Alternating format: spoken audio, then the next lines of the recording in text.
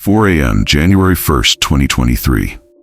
As fireworks faded across Athens, Alabama, and families welcomed the promise of a new year, a different scene unfolded on Oakdale Ridge Lane. The sound of barking dogs pierced the quiet neighborhood, drawing neighbor Brock Suggs to his front door. What he witnessed would forever haunt him. "Get behind the car! Get behind the car!" Urgent voices cut through the darkness. A mother stood in her driveway, her 8-month-old baby in her arms, while her terrified 3-year-old daughter sought shelter beneath a nearby vehicle. This mother was 26-year-old Alexis Garth. Standing before her was Ky'ruan Yarbrough, who had walked free from prison just 10 days earlier on December 22nd. In a matter of moments, 5 gunshots would shatter the peace, all while police officers watched helplessly. This wasn't a random act of violence. This was the culmination of a relationship marked by control, threats, and fear. The story of Alexis Garth isn't just another statistic. It's a stark reminder of how systems fail, how warnings go unheeded, and how precious lives can be lost in an instant. This is the story of a mother, a daughter, and a woman who tried to break free. Born on August 11, 1996, Alexis Garth lit up every room she entered.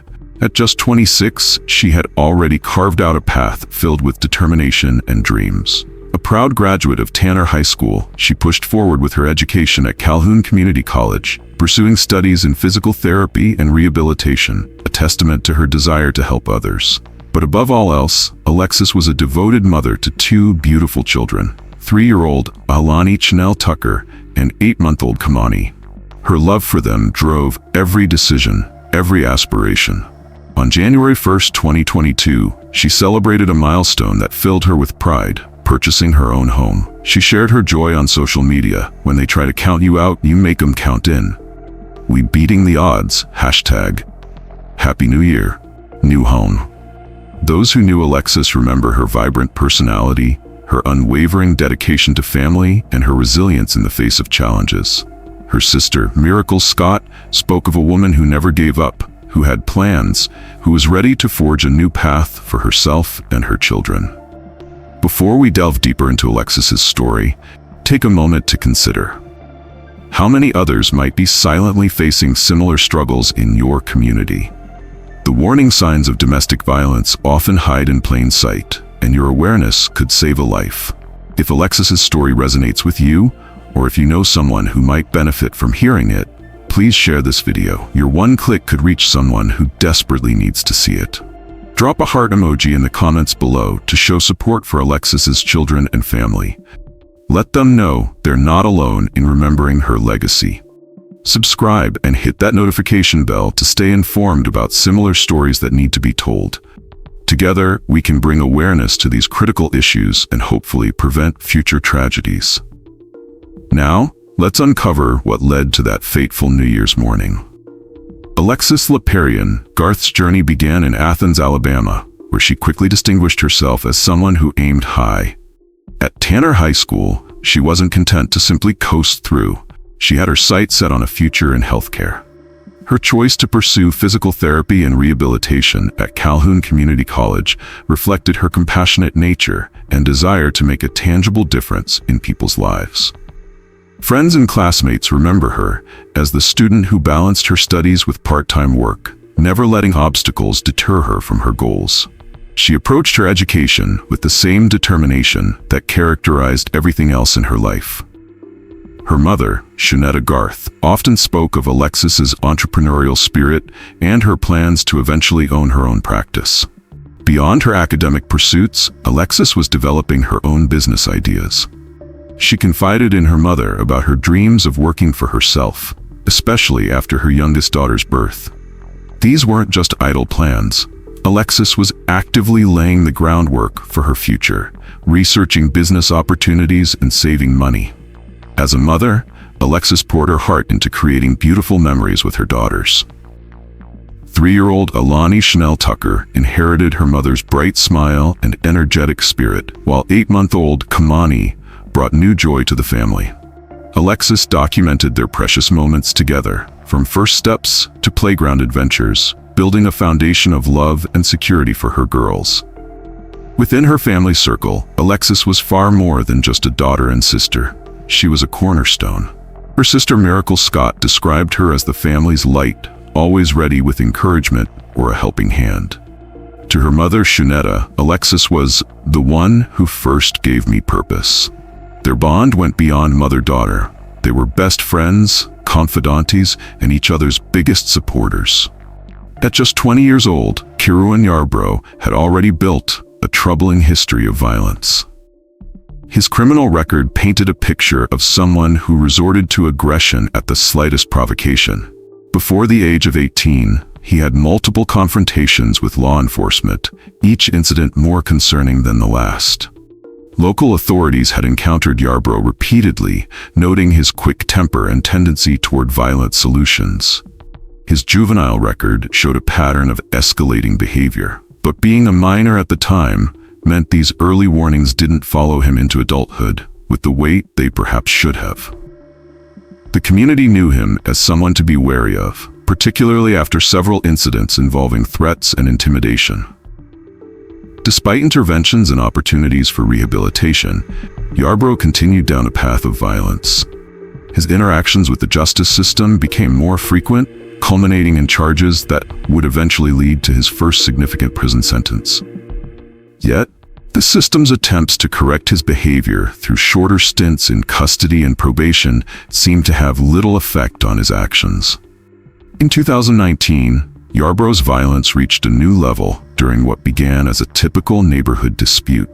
After being accused of bullying rather than walking away, he chose to escalate the situation catastrophically. He pulled out a gun and opened fire on 3 juveniles, injuring 2 of them, an act that demonstrated his complete disregard for human life. The shooting sent shockwaves through the community. Despite the severity of his actions, Yarbrough was convicted as a youthful offender, a status that would ultimately impact the leniency of his sentence.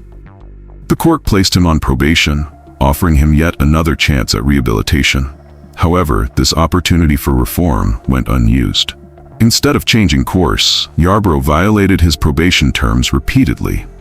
These violations, combined with other offenses, finally led the justice system to impose a more serious consequence, a 36-month prison sentence. Ky'ruan Yarbrough entered prison to serve a 36-month sentence, but he wouldn't stay for the full term. On December 22, 2022, just 10 days before the tragic events that would claim Alexis's life, he walked free under a mandatory release program. This early release came despite his history of violence and previous probation violations. The timing of his release proved fatal. In less than 2 weeks, he would go from a prison cell to the driveway of the home he once shared with Alexis. During his brief time in prison, there were no indications that his violent tendencies had diminished, no signs that the system's attempts at rehabilitation had succeeded. The mandatory release program that put Yarbrough back on the streets raises serious questions about the justice system's handling of violent offenders. His release paperwork was processed and signed, protocols were followed, and a man with a documented history of gun violence was deemed fit to return to society. For Alexis and her children, this administrative decision would have devastating consequences. This part of Alexis's story highlights a critical issue in our justice system, one that affects communities across the nation. How many other stories like this might be unfolding right now? If you've been following along and feel moved by this case, take a moment to interact with this video. Hit the like button to boost this story's visibility, helping it reach others who need to hear it. Subscribe to our channel for more in-depth coverage of cases that matter. We don't just tell these stories, we spark important conversations about public safety and justice reform. Share your thoughts in the comments below. Do you think our current early release programs need reform? What changes would you suggest to better protect potential victims? Your voice matters in this discussion, and your engagement helps bring attention to these crucial issues. Now let's return to the events leading up to that fateful New Year's Day. The relationship between Alexis and Ky'ruan Yarbrough began just over a year before her death. What started as a new romance in late 2021 quickly evolved into talks of building a life together. By January 1st, 2022, they were celebrating the purchase of their home on Oakdale Ridge Lane, a moment Alexis proudly shared on social media. Their connection had progressed rapidly. Within months, Alexis became pregnant with Kamani, their daughter. The pregnancy seemed to accelerate their commitment, but it also marked the beginning of subtle changes in their dynamic. Friends noticed Yarbrough becoming increasingly present in all aspects of Alexis's life, not just as a partner, but as someone who needed to know her every move. The timeline of their relationship paralleled Yarbrough's legal troubles. While Alexis was preparing for Kamani's arrival, he was facing the consequences of his probation violations. Even during his incarceration, he maintained a grip on Alexis's daily life through phone calls and messages relayed through others. Their relationship became a complex web of dependency and control, with Alexis trying to balance her role as a mother to both Kamani and Alani while navigating Yarbrough's demands from behind bars. The warning signs emerged gradually but distinctly. Alexis's vibrant social media presence began to dim. Her sister, Miracle Scott, noticed how phone calls became shorter, more guarded, with Yarbrough often audible in the background, monitoring conversations. Friends who used to receive daily texts found themselves slowly cut off from regular contact. Alexis's independence, once a defining characteristic, started to erode. Decisions about her children, her work, even her daily routines now required Yarbrough's approval. When he was incarcerated, his control continued through constant demands about her whereabouts and activities. He would have others drive by the house, checking if she was home. The changes in Alexis became more noticeable to her family. Her usual confident demeanor shifted. She became hesitant, constantly checking her phone. Her mother, Shunetta, observed how Alexis would tense up at the mention of future plans or family gatherings. Even the way she spoke about her dreams changed. Her ambitions now came with qualifiers, always pending Yarbrough's agreement. These subtle shifts signaled the growing shadow over her life. By mid-2022, the abuse had intensified beyond emotional manipulation. Alexis found herself walking on eggshells, even from behind the protective walls of her home while Yarbrough was in prison. His phone calls from jail became weapons, alternating between threats and pleas, promises of change, and warnings of consequences. His release from prison on December 22nd marked a dramatic escalation. The physical presence of Yarbrough in the house created an atmosphere of constant tension. Neighbors later recalled hearing frequent arguments. His threats became more direct, more frightening. In one chilling incident just days before the tragedy, he made his intentions crystal clear, stating to Alexis, "I'm going to kill her, the child. Kill you, and kill myself." These weren't empty words. Alexis confided in her sister about Yarbrough's increasingly volatile behavior. He would follow her to work, show up unexpectedly at her daughter's daycare, and demand access to her phone at random times to check her messages and calls. In the final weeks of December 2022, Alexis began quietly crafting an escape plan. Her sister Miracle Scott later revealed she had plans to leave in the next few weeks. She tried to leave him, and he wouldn't let her. The weight of those words, "he wouldn't let her," captured the terrifying reality of her situation. Alexis had started gathering important documents and setting aside money. She reached out to old friends, carefully rebuilding connections that had been severed under Yarbrough's control. Her mother noticed small changes. Extra clothes appearing at her house, important papers being transferred, and Alexis asking more questions about staying with family. "We didn't think it would get to this point," Miracle Scott shared, her voice heavy with the burden of hindsight. Alexis had planned to wait until after the holiday season, hoping to spare her children from trauma during what should be a joyful time. She was meticulously careful, knowing the danger of tipping her hand too soon. But time ran out. The calendar turned to January 1st, 2023, and with it, all of Alexis's carefully laid plans for freedom were tragically cut short. January 1st, 2023 began with the fading echoes of New Year celebrations across Athens, Alabama. At approximately 4 a.m., while most families were asleep, a confrontation began at Alexis's home on Oakdale Ridge Lane.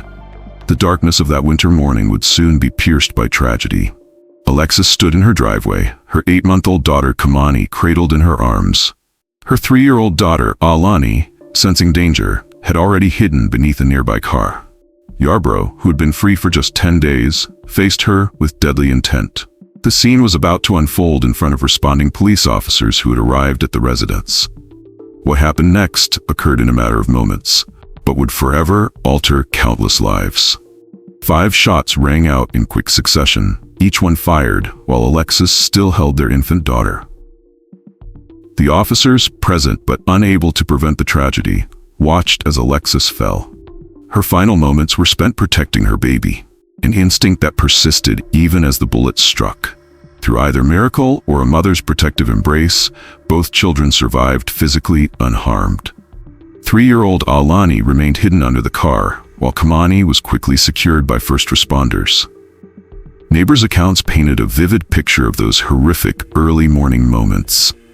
Brock Suggs, house sitting nearby, recalled the sequence of events that jolted him awake. "I heard the dogs barking about 4 o'clock in the morning. I thought they might have wanted to go out, but they ran straight to the front door." Following his instincts, Suggs investigated. "I poked my head out and I just heard some people saying, 'Get behind the car, get behind the car.' So I shut the door and locked it." The gravity of what he'd witnessed became clear hours later. "When I stood outside, there was a body laying on the ground, and they were taking away a guy in handcuffs." Kathy Wells, another neighbor who worked for Crisis Services of North Alabama, later expressed her devastation. "Had I seen the police here before, I would have let her know that there's help out there." She noted how domestic violence victims often isolate themselves. In typical situations, victims pretty much stay to themselves. That's part of the pattern, and so I had no idea. When officers arrived at Oakdale Ridge Lane that morning, they encountered a situation that would rapidly escalate beyond their control. Their presence, rather than deterring violence, became witness to it. They found Alexis outside her home, a confrontation already in progress, with 2 young children caught in the middle of a volatile situation. The officers immediately recognized the gravity of the scene: a mother holding an infant, another child seeking shelter, and an armed man who had recently been released from prison. They attempted to de-escalate the situation, but events unfolded too quickly for intervention. Within moments of their arrival, shots were fired. After the shooting, officers secured the scene while emergency medical services rushed Alexis to Huntsville Hospital. They quickly took Yarbrough into custody without further incident, recovering the weapon used in the shooting. The immediate priority became ensuring the safety of both children, who were thankfully physically unharmed. Police secured the area, establishing a perimeter that would remain in place until 9 or 10 that morning. Evidence collection teams worked methodically, documenting every detail of the tragic scene. News of the shooting spread through Athens as the first sunrise of 2023 broke over Oakdale Ridge Lane. Police tape still surrounded the property where, hours earlier, a family had been forever shattered. Alexis, rushed to Huntsville Hospital, fought for her life, but succumbed to her injuries, leaving behind her 2 young daughters, who had witnessed the unthinkable. Yarbrough was immediately transported to Limestone County Jail. Given the circumstances, a murder committed in front of children, he was charged with capital murder and held without bond. The gravity of his actions meant he now faced the most serious charges under Alabama law. The immediate hours following the tragedy focused on the children's welfare. Family members, already devastated by Alexis's death, now faced the challenge of caring for 2 traumatized young girls. 3-year-old Alani, who had hidden under the car, and 8-month-old Kamani, who had been in her mother's arms during the shooting, were placed in the care of their grandmother, Alexis Garth.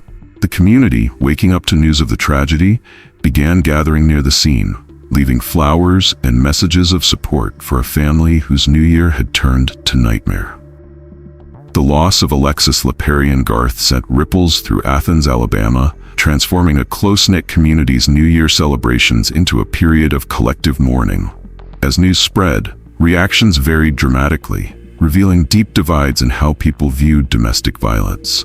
While many gathered for candlelight vigils and created memorials, social media became a battleground of perspectives. Some attempted to justify the unjustifiable, with one comment suggesting, "He didn't have to kill her, but nigga, not killing for no reason, who can't point a finger at him when she did something to provoke him or always two-sided of the story. But if she cheating, he just should had pack up and move on." Another commenter countered responding, "Been out for 3.5 weeks just to go back for life because you a coward that can't control your emotions. Smench, really took that girl life for nothing." These conflicting responses highlighted the urgent need for education about domestic violence. While some community members organized support for Alexis's children and family, others' reactions demonstrated how deeply rooted victim blaming remains in society. Local businesses and residents rallied to support funeral expenses, while advocates used the tragedy to push for greater awareness and understanding. Reynolds Funeral Home in Decatur opened its doors on January 8, 2023, as hundreds gathered to pay their respects. The following day, the Round Island Creek Mission Center in Athens overflowed with mourners, each person carrying memories of a young mother whose life ended too soon. For Alexis's family, particularly her mother Shanetta and sister Miracle, grief became intertwined with purpose. Their loss transformed into a mission to preserve her memory and protect her children's future. In a heartfelt social media post, Shanetta expressed the depth of her pain. "You stood for life and love and so much more. It's forever long live our Lex." Despite their overwhelming sorrow, the family found strength in caring for Alani and Kamani. These young girls who witnessed such trauma became the focus of their healing journey. The family worked to create new traditions and memories, ensuring the children would know their mother's love story, not just her tragic ending. Miracle Scott, Alexis's sister, channeled her grief into advocacy, speaking out about domestic violence and the importance of supporting those trying to leave dangerous situations. Through her profound grief, Alexis Garth found a way to keep her daughter's dreams alive. She launched a new venture through her boutique, OK Boutique, transforming it into both a business and a living memorial to Alexis. This initiative wasn't just about commerce. It was about fulfilling her daughter's entrepreneurial dreams. She said, "Mama, after I have Kamani, I'm gone work for myself," Shanetta recalled, her voice carrying both pride and pain. This memory became the foundation for her mission. The boutique now serves as a bridge between Alexis's aspirations and her mother's determination to honor them. In a touching tribute on what would have been Alexis's birthday, Shanetta wrote, "Happy heavenly birthday to the one who first gave me purpose. I'm not gonna lie. It hurt, but I'm gone. Hold my head high. I may not celebrate like everyone else, but I'm grateful to those celebrating you." Through the boutique, every sale, every customer interaction, every business decision carries forward Alexis's spirit and her unfulfilled dreams of entrepreneurship. Alexis's story brought attention to the critical gaps in protecting domestic violence victims, particularly when abusers are released from prison. Her case highlighted how the short window between an abuser's release and potential violence can be devastatingly brief, just 10 days in this instance. The tragedy raised questions about the effectiveness of existing protection systems. Kathy Wells, who worked with Crisis Services of North Alabama, pointed out how isolation often prevents victims from accessing help. Victims pretty much stay to themselves. That's part of the pattern. This insight sparked local discussions about improving outreach to at-risk individuals. Questions emerged about the mandatory release program that freed Yarbrough despite his violent history. Community advocates began examining how similar programs might be reformed to better protect potential victims. The focus shifted to creating better communication channels between prison release programs and victim support services.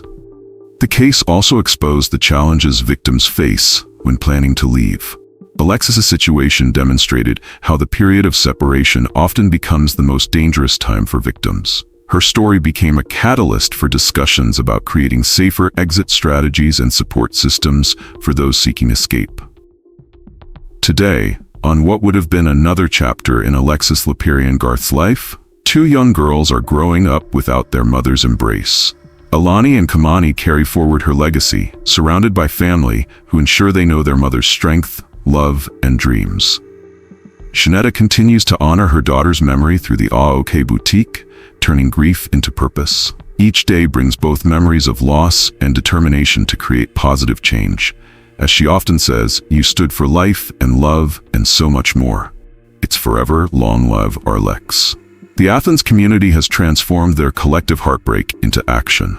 Through increased awareness and support for domestic violence prevention, Alexis's story continues to make a difference. Her tragic passing on that New Year's morning serves as both a warning and a call for change. For immediate help or support, contact the following: National Domestic Violence Hotline, 1-800-799-SAFE, 7233, available 24/7. All calls confidential. Text START to 88788, Crisis Services of North Alabama, local domestic violence shelters and support groups. Alexis Garth, August 11, 1996, January 1, 2023. Forever remembered, forever loved. As we conclude Alexis's story, remember that similar situations are unfolding in communities across the country right now. Your engagement with this video can help save lives by spreading awareness about domestic violence, warning signs, and available resources. If this story moved you, please take action. Share this video with someone who might need to hear it. Your share could reach someone planning their escape or a friend who needs to recognize the signs. Leave a comment with your thoughts on how we can better protect domestic violence victims. Your insight might help others in similar situations. Subscribe to support our mission of bringing these important stories to light. Together, we can create a chain of awareness that might prevent another tragedy like Alexis's. Remember, if you or someone you know is experiencing domestic violence, help is available 24/7 through the National Domestic Violence Hotline.